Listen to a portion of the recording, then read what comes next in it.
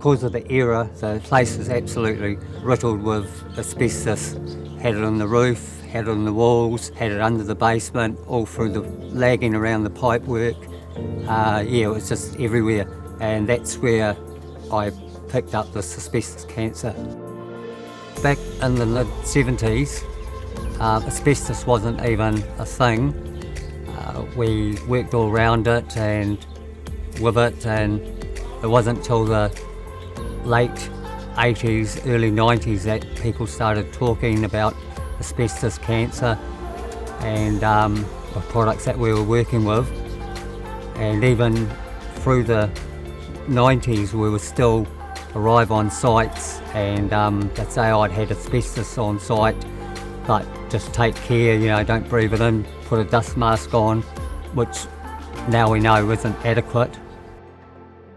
Asbestos cancer enters the human body through your lungs and can also be absorbed through your eyes. There's such small particles that it actually floats around the atmosphere for quite some time. I think it's up to a week after you've broken it, whereas normal dust will just settle down within a day or so. Yeah, it's that minute too. It gets in between the fibres, the hairs in your lungs, and it just works its way into the tissue. So I suppose one of the main things is to identify asbestos. Generally it's in the older types of buildings, but that's not to say it can't be in a modern product. There was the old corrugated roofing, 2-inch wide stuff. There was stuff that was under the eaves. There was the wall claddings. We had ceilings inside buildings that were asbestos, even lino.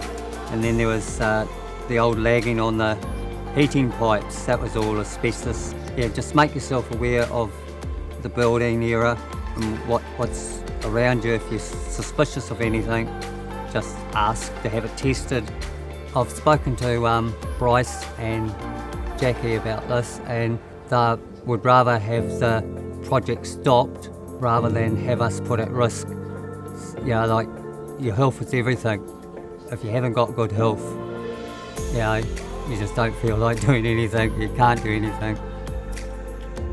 Personally, if I could roll the clock back, I wouldn't have drilled these holes, I wouldn't have worked around asbestos. Yeah, it's hard on your loved ones, like your wife, your children, your immediate family, and your workmates and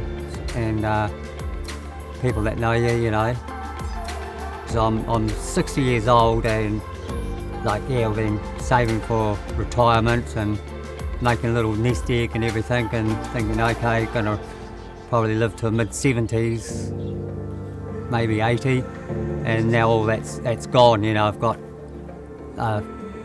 basically 8 months ahead of me.